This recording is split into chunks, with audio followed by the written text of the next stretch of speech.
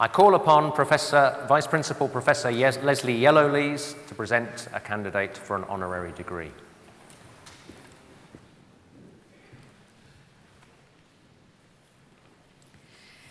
Mr. Vice-Chancellor, in the name and by the authority of the Senatus Academicus, I have the honour to present for the degree of Doctor of Science, Professor Richard Neil Zare.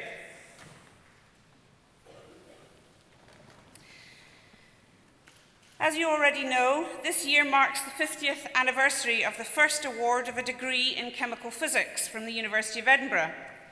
And so it is fitting that we recognise this occasion by awarding an honorary degree to one of the most influential chemical physicists of the past 50 years. That is Professor Dick Zare. Dick is renowned for his seminal research in laser chemistry, his outstanding contributions to education, his policy work at the very highest of government levels, and his long-standing and highly visible support to women in science. Dick's achievements are extraordinary and are mirrored by his prizes, which include the US National Medal of Science, the Welsh Award in Chemistry, the Faraday Lectureship of the Royal Society of Chemistry, the Wolf Prize in Chemistry, the King Faisal International Prize in Science, and the Priestley Medal from the American Chemical Society. Dick's love of chemistry started at a young age, when his father, who failed graduate studies in chemistry, actively discouraged his young son from reading chemistry texts.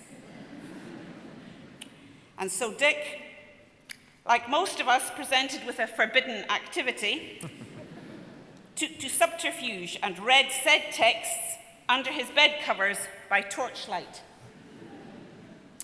When it came to the practical aspects, Dick bought his laboratory supplies from a local pharmacist and conducted his experiments in the basement of his house.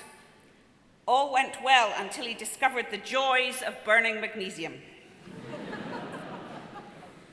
Dick's formal science education was courtesy of the University School in Cleveland and then Harvard University, where he gained a double major in chemistry and physics, followed by a PhD in chemical physics.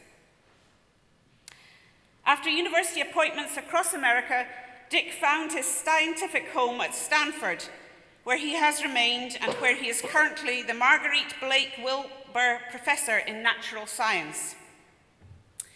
Throughout his career, he has been strongly associated with the application of lasers in chemistry, especially laser-induced fluorescence. Dick has developed fundamental techniques that permit researchers to use laser beams to detect and analyze tiny amounts of chemicals and the reactions they undergo. Applications of his techniques range from analytical chemistry to molecular biology to astrophysics. His research has been published in approximately 1,000 papers, and he ranks amongst the top 25 most highly cited chemists alive today. Dick is also an inspirational teacher. He is a pioneer in creating courses in chemistry for non-scientists and first-year undergraduate students, and over 100 students have received their PhD degrees under his guidance. He is a dedicated civic scientist and has served in many advisory capacities, including chair of the National Research Council's Commission on Physical Sciences, Mathematics and Applications, and chair of the National Science Board, a presidential appointment where he had considerable influence over federal science policy. A further string to Dick's bow is his support of women, a subject close to my own heart. When he became head of chemistry at Stanford, he persuaded his colleagues that it was to the benefit of the department to provide paid maternity leave to women graduate students. Stanford then adopted a similar university-wide policy, but the university only offered half of what chemistry did. Dick can best be described as an enthusiast with a joy for life. He strongly believes in people, is driven by curiosity and creative ability, and is the most generous of human beings.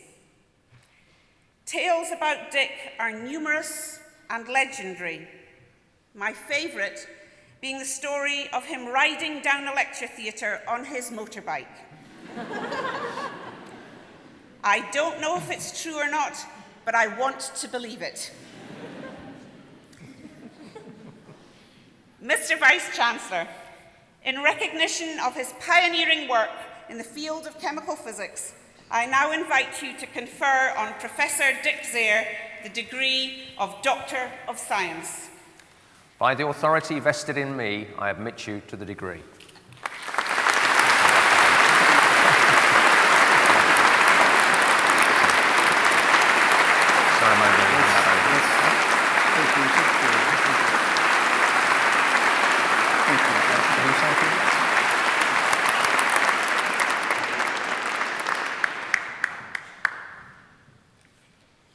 What a pleasure, a thrilling moment. And thank you very much, Vice Chancellor and Leslie Yellowlees. Your laudatorial remarks were just wonderful. Only my mother would have wished they had gone on longer.